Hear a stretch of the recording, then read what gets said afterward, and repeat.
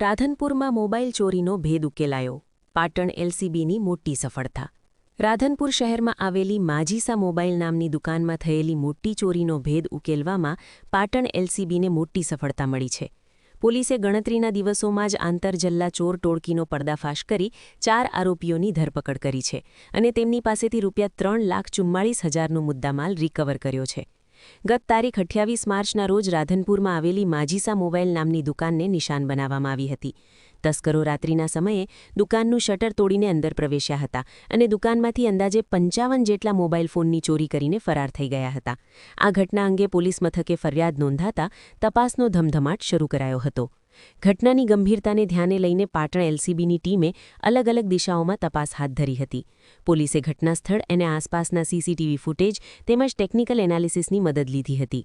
આ સચોટ અને વૈજ્ઞાનિક તપાસ પદ્ધતિના આધારે પોલીસે ગણતરીના દિવસોમાં ચોરી કરનાર આંતરજિલ્લા ટોળકીને શોધી કાઢી હતી.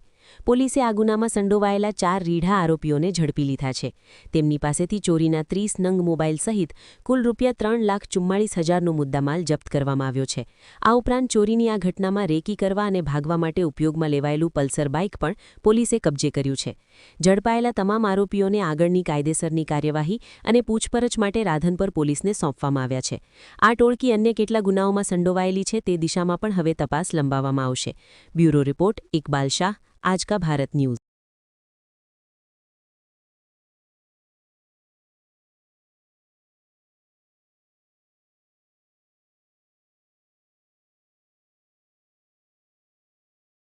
ચોરીની ઘટના બની હતી તે ઘટનામાં કેટલા આરોપીની ધરપકડ કરવામાં આવી છે? સમગ્ર ઘટના શું છે સર? 28 તારીખના રોજ જે માજીસા નામની એક દુકાન છે તેની અંદર રાત્રે શટર તોડી અને 55 જેટલા મોબાઈલની ચોરી થયેલ હતી. જે બાબતે ઓફેન્સ રજીસ્ટર કરી આગળની તપાસમાં માનનીય આઈજી સાહેબ ચિરાગ કોરડિયા સાહેબ, એસપી સાહેબ શ્રી વીકે નાઈ સાહેબ તેમના માર્ગદર્શન હેઠળ એલસીબીની ટીમ આરજી ગુનાગર પીઆઈ દ્વારા આગળની તપાસ હાથ ધરવામાં આવી અને ટેકનિકલ સર્વેલન્સ, હ્યુમન રિસોર્સ અને નેત્રમની ટીમની મદદથી એક અનઆઇડેન્ટિફાઈડ પલ્સર જે સીસીટીવીમાં આઈડેન્ટિફાઈ કરવામાં આવેલું અને તેના આધારે જે 4 આરોપીઓ છે તેમને આઈડેન્ટિફાઈ કરી તેમની પાસે હાલ 30 જેટલા મોબાઈલ કે જે તેઓએ ચોરી કરેલા હતા. એની સાથે તેઓ પાસે જે પોતાના ગુનાના કામે ઉપયોગ થયેલા હોય એવા 2 મોબાઈલ કબજે કરેલા છે અને પલ્સર સાથે અંદાજે 3,44,000 જેટલો મુદ્દામાલ રિકવર કરેલ છે. આરોપીઓની અટક કરી અને હાલ આગળની તપાસ ચાલુ છે.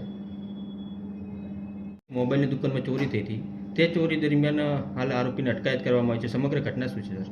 તારીખ 28/3/2026 આ તારીખે માજીસા નામની જે દુકાન છે એ દુકાનની અંદર શટર તોડી અને 55 જેટલા મોબાઈલની ચોરી કરવામાં આવેલી હતી.